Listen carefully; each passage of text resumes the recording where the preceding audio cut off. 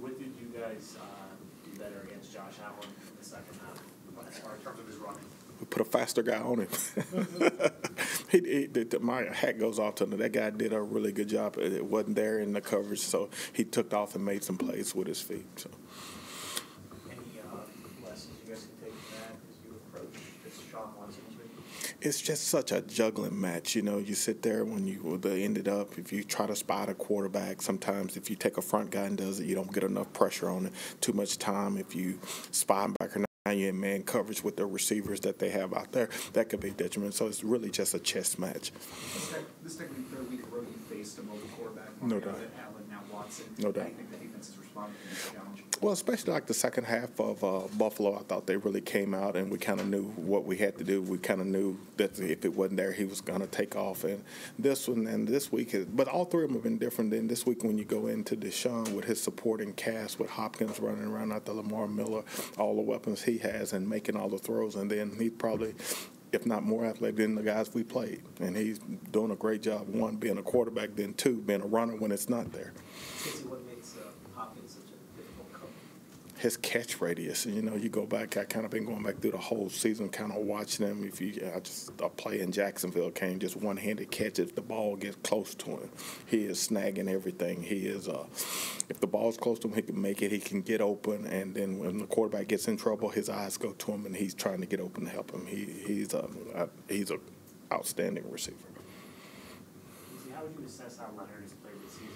Actually, you know what? Leonard has kind of just been really solid for us. Everything we kind of asked of him, this and that. And one of the things, I take my hat off because the guy comes to work every day. You know what I'm saying? We've been fortunate that he's kind of been out there, and his play numbers been pretty good. But I would say he's been very solid for us. Kacy, there was a play from Leonard, the touchdown run by Josh Allen. Where Okay. When you kind of look at it from above, it looks like he's jogging and kind of taking a lazy route to try to get him, like not putting forth much effort.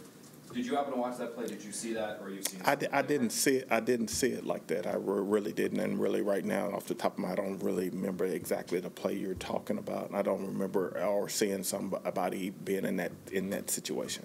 So. How is he going to get into the quarterback piece? You know, we talked a lot last year right. about that and being double teamed and maybe getting hits but not getting sacks.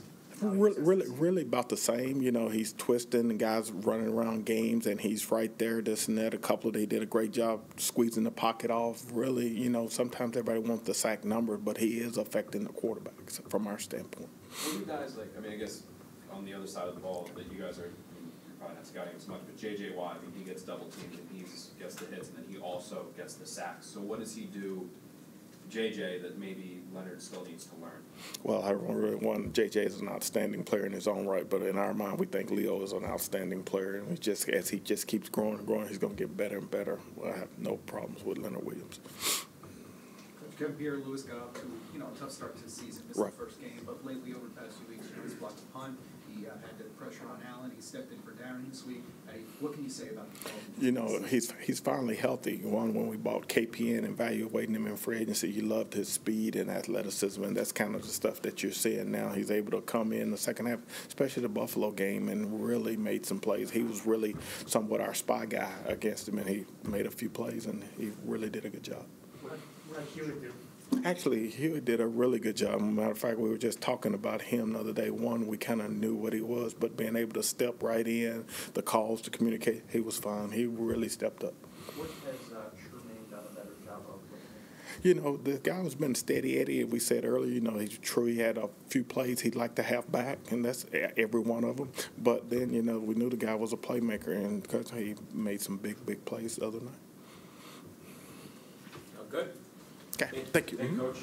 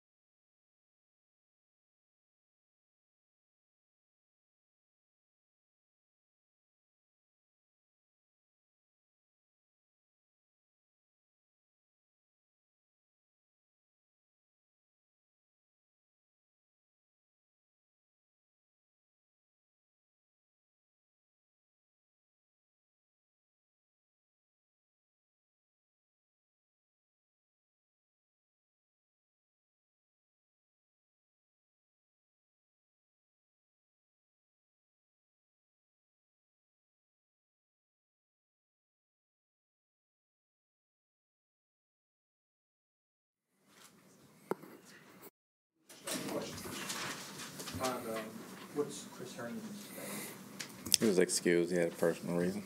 So he wasn't sick, right? No. How serious is Quincy's injury now? It's pretty sore. He's pretty sore, so we're just going to keep monitoring him. Is that the ankle he's been dealing with for a few months now? No, it's actually the other one. Any of these guys you willing to rule out at this point, like Isaiah? Not yet. I'll see how it goes tomorrow. Encouraging to at least get Trenton and Eli back in there on a limited fashion today. They did some things. They got to do a little bit more, though. So we'll just keep monitoring them, see how the week goes. Sam, continue to look all right with the foot and everything. He's fine.